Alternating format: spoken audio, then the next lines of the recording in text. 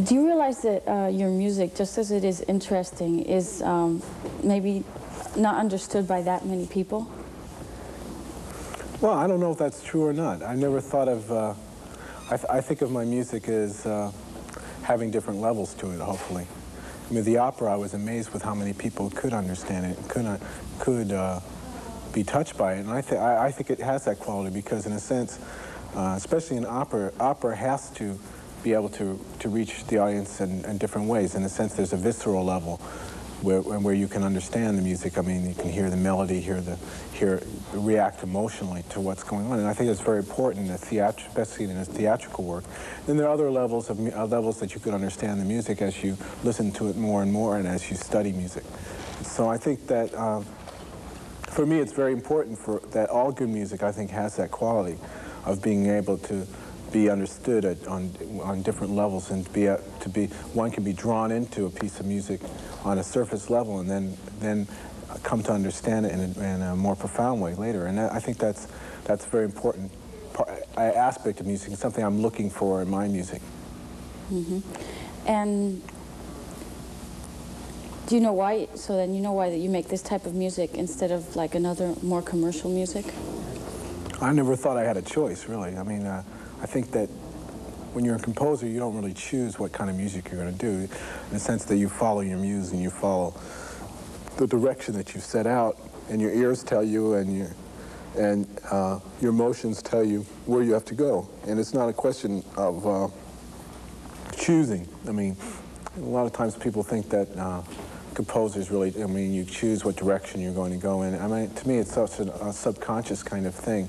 I feel really drawn into the direction I'm taking, you know, and I feel the sense of kind of compulsion to do what I do, and it's not, I can't say that I make a choice in the sense of saying, of denying something and trying to affirm something else. Mm-hmm. And who or what inspired you to become a musician? And if it was someone, what type of relationship do you still have with that person?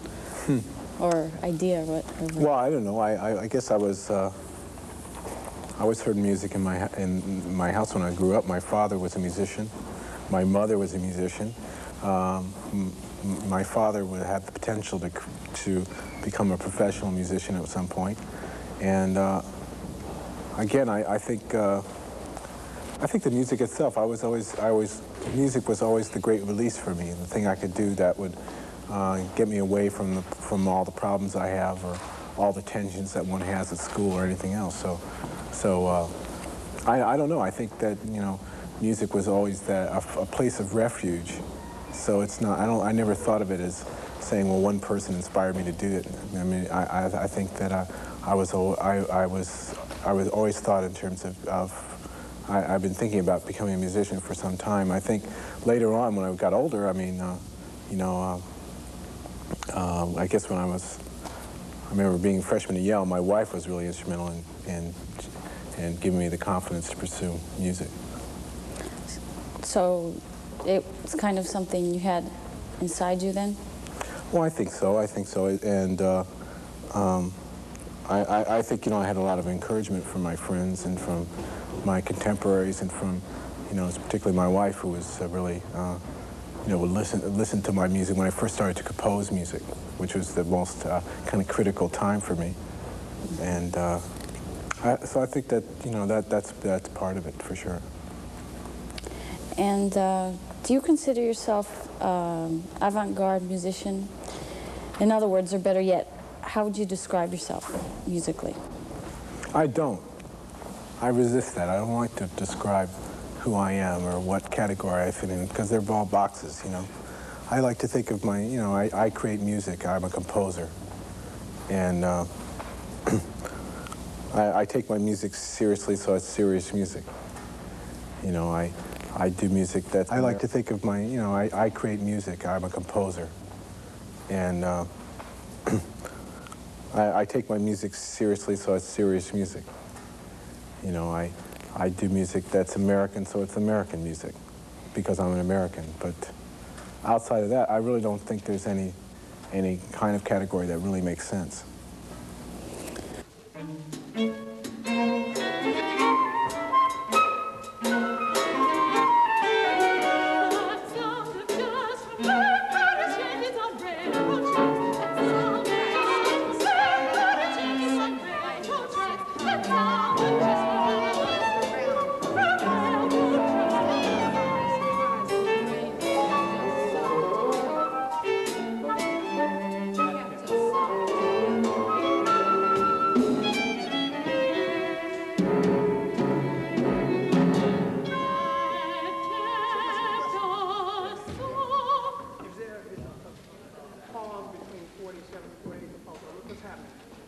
No, it should just go on, but the tide over, the half note tide of the 8. Rhythm goes on. Rhythm goes on until the long note. Then it says stop and waiting for her. Because there's a momentum. You know, we come in on the end of 1 and 48. Right. That's what I'm saying. I haven't. Yeah, and also the da da pa. You have to come right with that chord singing. Da da da da da da pa.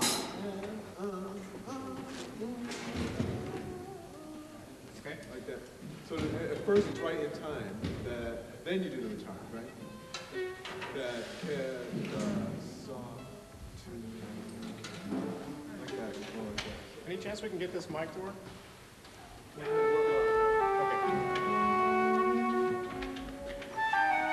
We should try that again, right? All right, the whole thing 25? Yeah. Okay. Come on, 24.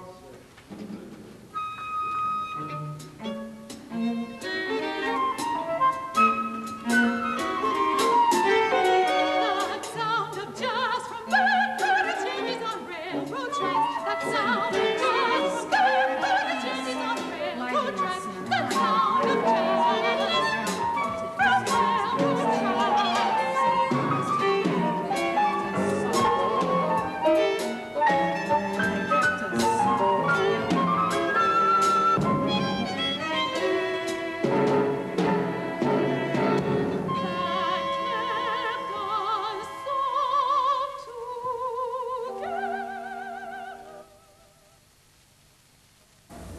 Sure, I think so. I think you have to understand the context of music. You have to understand, to me, especially improvisation, because improvisation is probably the most difficult of disciplines, because one has to not only understand the tradition and what has led you to the point where you are, but then be able to create within that tradition and find your own personal expression. So I think that's, in a way, it's the most difficult, because you have to have an understanding, a deep understanding of the music that not only comes through intellectually or as understanding of something that's concrete, but also as, comes through as something that is yours. How much improvisation is there in your music? I think it's quite a bit. It varies from composition to composition. In every piece I've done, there's been some aspect of improvisation, and even in my opera, there was some improvisation involved. And I think it's basically, that's been a commitment I've had in my music all along, because I believe in allowing for the individual expression of the player. And I'm very interested in that. And I think it creates a kind of healthy tension, because I love the spontaneity of it, the fact that each performance is unique and varies. And I think is an important part of what I think music making should be.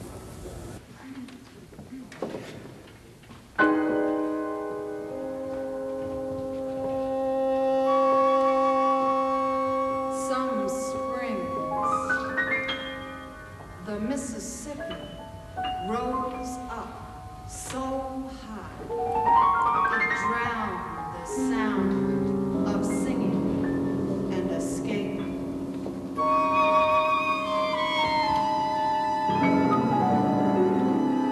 That sound of jazz from backboarded shanties by railroad tracks.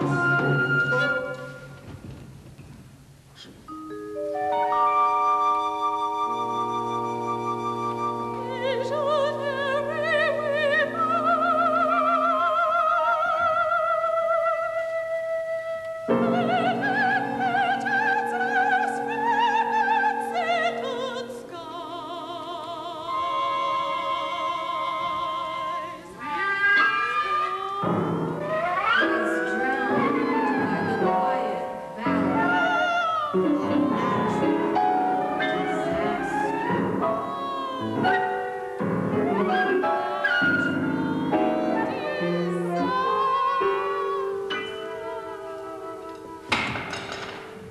Which other art do you think is closest to music, Which other art is closest to music? if there's any? Well, I think they all are parallel in different ways. I don't know which one is closer. I mean, to me, it's all... Probably for me, it would be math. It wouldn't be art at all. What do you think, and what do you think about the piano? Do you think it has its limitations? Do you think it's something that belongs to the past, or what do you think about it? Oh, definitely, it's not in the past. No, I think it's... No, I love the instrument. To me, it's my most direct expression. Sometimes it's on the piano. I probably should... I have to get dressed for the concert. Maybe we can continue. Okay, fine, thank Okay, you. We'll okay. continue afterwards. Well, thanks.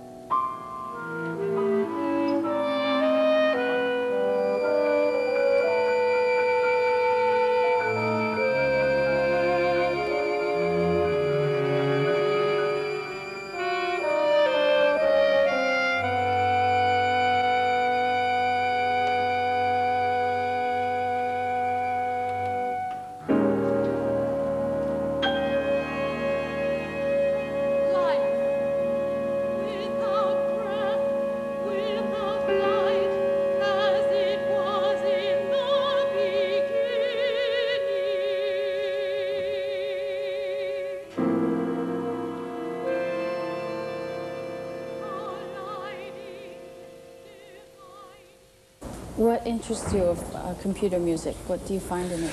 Well, I think the possibility of extending, doing things that are not real time in a sense of doing things that are not physically possible.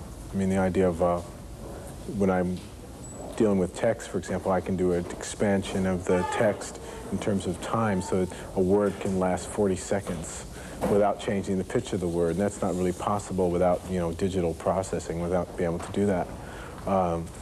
Also, you know, I think there's a lot of potential in interactive, where the computer can interact with performers. Kind of work that George Lewis has done, I think, is really interesting. What goes through your head when you're playing? Can it be explained? Probably not. No, I think I think of shapes. I think of I hear phrases. I try to hear long phrases and be able to play them. I try to. I mean, as an improviser, you develop the skill of being able to play what you hear very quickly and be able to play a longer and longer phrases that you hear in your mind. So, in a way, you sort of listen ahead to what you actually play, and also you try to make it so that the time it takes to put out what you hear is very short. You know, so that in a way it's almost like something happens and you play.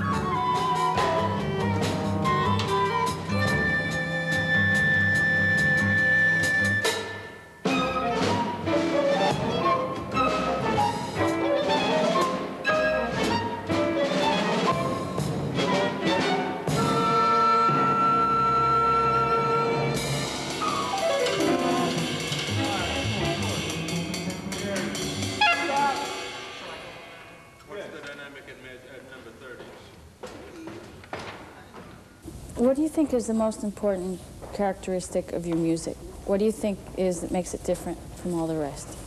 All the rest, form. I'm fascinated with form and structure. The idea of using,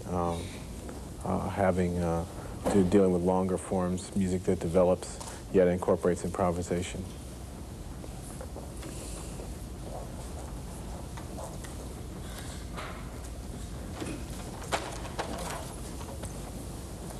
Are you satisfied or happy with the times that you've been luckily or unluckily chosen to live in? I don't know. I think I'm pretty happy with it. I never think about that. I mean, I think that things about it make me unhappy. The politics of this time sadden me because I feel that there's been a regression in America over the last 7 years, I say. You know, in the sense of politically, we've retreated from responsibility in all ways. You know, I feel saddened by our political involvements. I mean, I think, but I think it's probably the inevitable swing of the pendulum in that sense. But I think I feel a certain I feel responsible in that sense. I also think it's a weird time, it's a strange time for the arts because there's not much support from the government for the arts in the United States, no. I think it was far more, it was more exciting in a sense in the 70s and in the late 60s, and because I think there was a lot more sense of experimentation, a lot more sense of developing a populist art that was more representative of the people across the country rather than an elitist art which represents only the few. And I think we've seen with the Reagan administration a commitment toward, you know, certain kinds of elitist goals. I think, otherwise I believe that, but I think the diversity is good sometimes in the sense that it makes it, in a way you have to work that much harder to develop your ideas and make sure that they're very strong.